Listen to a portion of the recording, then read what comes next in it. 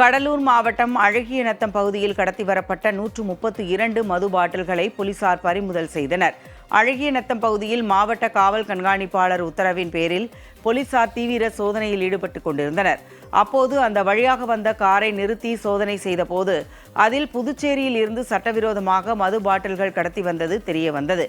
இதனையடுத்து போலீசார் 132 மது பாட்டில்கள் மற்றும் கடத்தலுக்கு பயன்படுத்திய காரை பறிமுதல் செய்தனர்.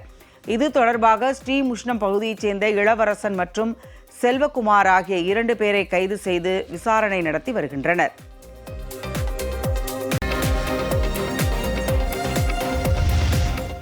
கன்னியாகுமரிக்கு சுற்றுலா வந்த சகோதரிகள் 2 கடலில் மூழ்கி உயிரிழந்த சம்பவம் சோகத்தை ஏற்படுத்தியுள்ளது. கேரள மாநிலம் கோட்டயத்தைச் சேர்ந்த ஆனி பிலிப் மற்றும் மீரா பிலிப் ஆகிய 2 அமெரிக்காவில் பணிபுரிந்து வருகின்றனர். இந்நிலையில் விடுமுறைக்காக தமிழகம் வந்த 2 ராமேஸ்வரம், மதுரை போன்ற இடங்களை சுற்றி பார்த்துவிட்டு கடந்த 26ஆம் தேதி கன்னியாகுமரிக்கு சுற்றுலா வந்தனர். அப்போது கடலில் மூழ்கி 2 உயிரிழந்த நிலையில் அவர்களது உடல்கள் வாவத்துறை தூண்டில் வளைவு பகுதியிலிருந்து மீட்கப்பட்டது. இச்சம்பவம் குறித்து போலீசார் விசாரணை மேற்கொண்டு வருகின்றனர்.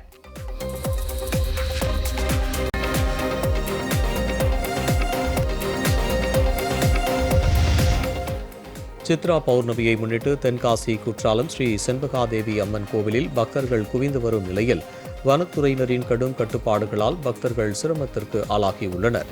அதிகாலை முதலே காத்திருந்த பக்தர்களுக்கும் வனத்துறையினருக்கும் இடையே வாக்குவாதம் ஏற்பட்டது.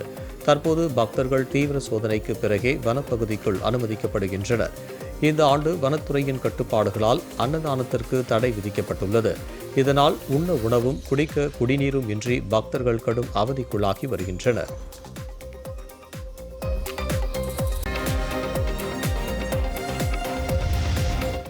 ராமநாதபுரம் மாவட்டம் திருவாடானை அருகே 37 லட்சம் ரூபாய் மதிப்பீட்டில் கட்டப்பட்ட அரசு ஆரம்ப சுகாதார நிலைய கட்டடம் திறப்பு விழா காண்பதற்கு முன்பே விரிசல் அடைந்து காணப்படுவது அதிர்ச்சியை ஏற்படுத்தி உள்ளது. நகரிகத்தான் ஊராட்சியில் ஓராண்டுக்கு முன்பே கட்டி முடிக்கப்பட்டு திறக்கப்படாத இந்த கட்டடத்தின் சுவர்களில் விரிசல்கள் ஏற்பட்டுள்ளது. மேலும் தரைத்தளம் உள்வாங்கியும் டைல்ஸுகள் பெயர்ந்தும் காணப்படுவதால் கட்டுமானத்தின் தரம் கேள்விக்குறியாகி உள்ளது. அங்கு ஒப்பந்ததாரர் மற்றும் திட்ட விவரங்கள் அடங்கிய தகவல் பலகை வைக்கவில்லை என குற்றச்சாட்டு எழுந்துள்ளது. மேலும் பொதுமக்கள் வரிப்பணத்தை வீணடித்த அதிகாரிகள் மற்றும் ஒப்பந்ததாரர் மீது மாவட்ட நிர்வாகம் கடும் நடவடிக்கை எடுக்க வேண்டும் என கோரிக்கை விடுத்துள்ளனர்.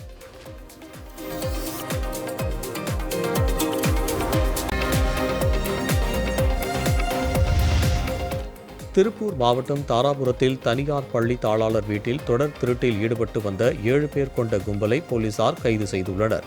தாராபுரத்தில் தனியார் பள்ளியின் தாளாளர் பாஸ்கரன் சமீபத்தில் காலமான நிலையில் அவரது மகன் ராமச்சந்திரன் பள்ளி வளாகத்தில் உள்ள வீட்டில் வசித்து வருகிறார். இவர் குடும்பத்துடன் சுற்றுலா சென்றிருந்த நேரத்தில் வீட்டின் பூட்டை உடைத்து உள்ளே புகுந்த மர்ம நபர்கள் மின் மோட்டார், தொலைக்காட்சி பெட்டி உள்ளிட்ட பொருட்களை திருடிச் சென்றனர். இதுகுறித்த புகாரின் பேரில் போலீசார் சிசிடிவி காட்சிகளை ஆய்வு செய்து ரவி, சலீம் உள்ளிட்ட 7 பேரை கைது செய்தனர். இந்த கும்பல் திருடிய பொருட்களை விற்று கிடைத்த பணத்தில் மது மற்றும் கஞ்சா போதையில் உல்லாசமாக சுற்றித் திரிந்தது விசாரணையில் தெரியவந்தது. தஞ்சாவூர் மாவட்டம் கும்பகோணம் அருகே இருசக்கர வாகனத்தில் சென்ற நபரை வழிமறித்து மர்ம நபர்கள் தாக்கி 2 சவரன் செயினை பறித்து சென்ற சம்பவம் அதிர்ச்சியை ஏற்படுத்தியுள்ளது. சுந்தர பெருமாள் கோவில் பகுதியைச் சேர்ந்த தேசிங்கராஜா என்பவர் சாரங்கபாணி கோவில் தேரோட்டத்தில் பங்கேற்று இரவு வீடு திரும்பிக் கொண்டிருந்தார். அப்போது தாராசுரம் மேம்பாலம் அருகே மறைந்திருந்த 4 பேர் கொண்ட கும்பல் அவர் மீது உருட்டுக்கட்டையை வீசி தாக்கியுள்ளனர். பின்னர் அவரிடமிருந்த 2 சவரன் செயினை பறித்துக் கொண்டு அங்கிருந்து தப்பிச் சென்றனர். இதில் காயமடைந்த தேசிங்கராஜா மருத்துவமனையில் சிகிச்சை பெற்று வருகிறார். இதுகுறித்து போலீசார் வழக்கு பதிவு செய்து விசாரணை மேற்கொண்டு வருகின்றனர்.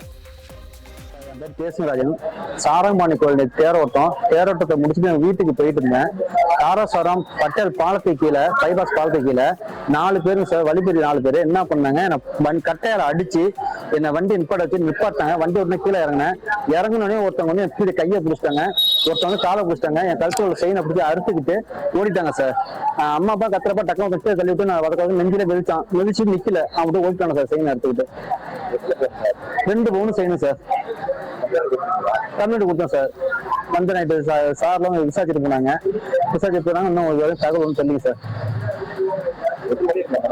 நடந்தது கரெக்டா 9:45 சார். கரெக்டா 9:45.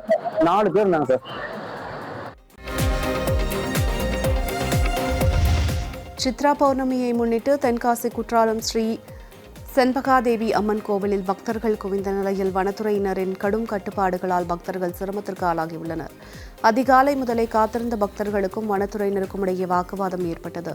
தற்போது பக்தர்கள் தீவிர சோதனைக்கு பிறகே வனப்பகுதிக்குள் அனுமதிக்கப்படுகின்றனர். இந்த ஆண்டு வனத்துறையின் கட்டுப்பாடுகளால் அன்னதானத்திற்கு தடை விதிக்கப்பட்டுள்ளது. இதனால் உண்ண உணவும் குடிக்க குடிநீரும் இன்றி பக்தர்கள் கடும் அவதிக்கு ஆளாகியுள்ளனர். திருநெல்வேலி அரசு மருத்துவமனையில் பணியாற்றும் ஒப்பந்த தொழிலாளர்களை வேறு தனியார் நிறுவனத்திற்கு மாற்றும் முடிவை கண்டித்து 95 நாட்களுக்கும் மேற்பட்ட ஊழியர்கள் தர்ணா போராட்டத்தில் ஈடுபட்டனர். திருநெல்வேலி அரசு மருத்துவமனையில் கடந்த 8 ஆண்டுகளுக்கும் மேலாக தனியார் ஒப்பந்த நிறுவனத்தின் கீழ் லிப்ட் ஆபரேட்டர்கள், அறுவை சிகிச்சை அறை உதவியாளர்கள் உள்ளிட்டோர் பணியாற்றி வந்தனர். இந்நிலையில் இந்த ஊழியர்களை புதிய தனியார் ஒப்பந்த நிறுவனத்தின் கீழ் மாற்ற அரசு உத்தரவு பிறப்பித்துள்ளது. இந்த நிறுவனம் பணிச்சுமையை அதிகரிப்பதோடு 8 ஆண்டுகளாக கொடுத்த சம்பளத்தை கொடுப்பதாக குற்றம் சாட்டி ஊழியர்கள் தர்ணா போராட்டத்தில் ஈடுபட்டனர். இந்த போராட்டத்தால் நோயாளிகளும் கடும் அவதிக்குள்ளாகினர். அதாவது நாங்கள் பாரத் மேன் பவர் அப்படிங்கிற நிறுவனத்துக்கு கீழே வேலை பார்க்கும்போது எங்களுக்கு சம்பளத்தில் பிஎஃப்ங்கிற ஒரு அமௌண்ட்டு பிடிச்சி நாங்கள் எம்பிஹெச்டபிள்யூ அப்படிங்கிற ஒரு பணியாளராக தான் நாங்கள் வேலை பார்க்க முடியும். அதே நாங்கள் ஸ்மித்து கீழே வேலை பார்க்கும்போது தூய்மை பணியாளர்கள் அப்படிங்கிற கேட்டகரி கீழே தான் நாங்கள் வேலை பார்க்க முடியும். ஆனால் அந்த எம்பிஹெச்டபிள்யூவுக்கும் தூய்மை பணியாளருக்கு கீழே வேலை பார்க்க முடியாது. எங்களுடைய கேட்டகரியில் நாங்கள் வேலை பார்க்கணும்னு ஆசைப்படுறோம். அந்த கேட்டகரி ஸ்மித்தில் கிடையாது. அதனால அந்த எங்களுடைய கேட்டகரி குறைஞ்சிரும். நாங்கள் இருக்கிறத விட நாங்கள் டம்மி ஆகிறதுக்கு நாங்கள் விரும்பலை. எங்களுடைய கேட்டகரி வேணுங்கிறது தான் எங்களுடைய கோரிக்கை. எங்களுக்கு ட்ரெஸ்ஸடி சம்பளம் வேணுங்கிறது தான் எங்களுடைய கோரிக்கை, வேற எதுவும் கிடையாது. வெளி மல்டி ஸ்பெஷாலிட்டி ஹாஸ்பிட்டலில் நான் வேலை பார்க்குறேன். என் பேர் வெண்ணிலா. நான் மல்டி பர்பஸ் ஹாஸ்பிட்டல் இருக்கிற வேலை பார்க்குறேன். நாங்கள் 8 வருஷமா இங்கே வேலை பார்த்துட்டு இருக்கோம். கொரோனாவிலையும் நாங்கள் வேலை பார்த்தோம். இப்போ என்னடானா புதுசாக ஸ்மித்துங்கிறத கொண்டு வந்திருக்காங்க. அது சானிட்டரி ஒர்க்கர் போஸ்டிங் மட்டும்தான், ஹாஸ்பிட்டல் ஒர்க்கர்லாம் கிடையாது. இஷ்டம் தான் வேலை பாருங்கிற மாதிரி சொல்கிறாங்க. எங்களுக்கு ட்ரெஸரி மூலமாக சம்பளம் வேணும். எங்களுக்கு ஸ்மித்து கான்ட்ராக்ட்லாம் வேண்டாம். எங்களுக்கு ட்ரெஸரி மூலமாக சம்பளம் மட்டும் வேணும். அதுக்காக தான் நாங்கள் இவ்வளோ நேரம் இருந்துட்டு இருக்கோம். இன்னமும் இருப்போம். எங்களுக்கு எப்போ கொடுக்குறாங்களோ அது வரைக்கும் நாங்கள் இங்கே தான் இருப்போம். எங்களுக்கு ஜீவோ போட்டு கொடுக்கணும். திண்டுக்கல் மாவட்டம் கொடைக்கானலில் வனத்துறை சோதனை சாவடியை முற்றுகையிட்டு 1000க்கும் மேற்பட்ட சுற்றுலா வாகன ஓட்டிகள் போராட்டத்தில் ஈடுபட்டனர். பசுமை பள்ளத்தாக்கு பகுதியில் வனத்துறை சார்பில் நுழைவு கட்டணம் வசூலிக்கப்படுவதால் சுமார் 7 கிலோமீட்டர் தூரத்திற்கு வாகனங்கள் அணிவகுத்து நிற்கும் சூழல் ஏற்படுகிறது.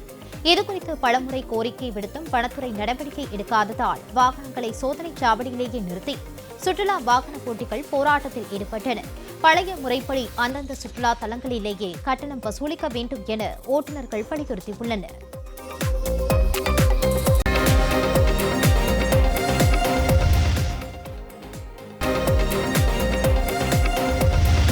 கன்னியாகுமரி மாவட்டம் திருப்பரப்பு அருவியில் நீர்வரத்து அதிகரித்துள்ளதை தொடர்ந்து சுற்றுலா பயணிகள் மகிழ்ச்சி அடைந்தனர். கன்னியாகுமரி மாவட்டத்தில் கடந்த 2 மாதங்களாக வாட்டி வதைத்து வந்த கடும் வெயிலால் திருப்பரப்பு அருவியில் தண்ணீரின்றி வறண்டு காணப்பட்டது. இந்நிலையில் கடந்த 2 நாட்களாக மேற்கு தொடர்ச்சி மலைப்பகுதிகளில் பெய்து வரும் கனமழையால் கோதை ஆற்றின் நீர்வரத்து அதிகரித்தது. இதன் காரணமாக திருப்பரப்பு அருவியில் ஆர்ப்பரித்து கொட்டும் தண்ணீரில் சுற்றுலா பயணிகள் குளித்து உற்சாகமடைந்தனர்.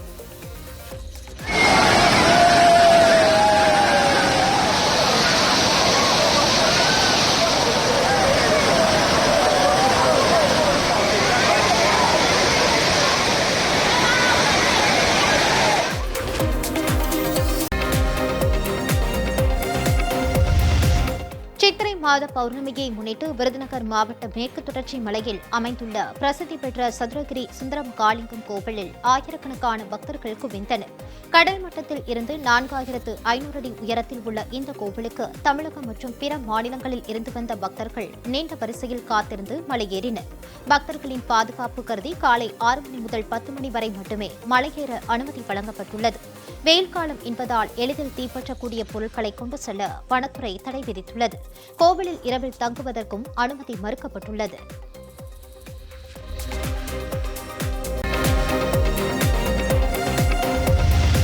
சிவகங்கை மாவட்டம் கொல்லங்குடி சித்தர் கோவில் திருவிழாவை முன்னிட்டு இரட்டை மாட்டுவண்டி எல்லைப் பந்தயம் நடைபெற்றது. பந்தயத்தில் புதுக்கோட்டை, ராமநாதபுரம் உள்ளிட்ட பல்வேறு மாவட்டங்களில் இருந்து 46 ஜோடி மாடுகள் பங்கேற்றன. காளையார் கோவில் சாலையில் நடைபெற்ற போட்டியினை கொல்லங்குடி சுற்றுவட்டார பகுதிகளைச் சேர்ந்த மக்கள் கண்டு ரசித்தனர். சாலையில் மாட்டு வண்டிகள் போட்டி போட்டு ஒன்றோடு ஒன்று முந்தி சென்றது பார்வையாளர்களை வெகுவாக கவர்ந்தது. இறுதியாக முதல் 4 இடங்களை பிடித்த மாட்டு வண்டிகளுக்கும் சாரதிகளுக்கும் ரொக்க பரிசுகள் வழங்கப்பட்டன.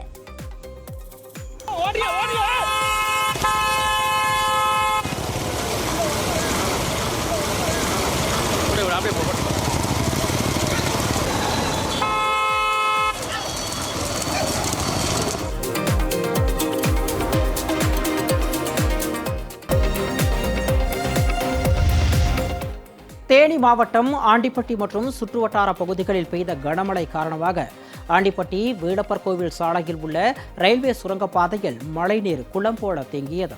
இதன் காரணமாக வாகன ஓட்டிகள் மற்றும் பொதுமக்கள் மிகவும் சிரமத்திற்கு உள்ளாகினர். எனவே தேங்கிய மழைநீரை உடனடியாக அகற்ற வேண்டும் என வாகன ஓட்டிகள் கோரிக்கை விடுத்துள்ளனர்.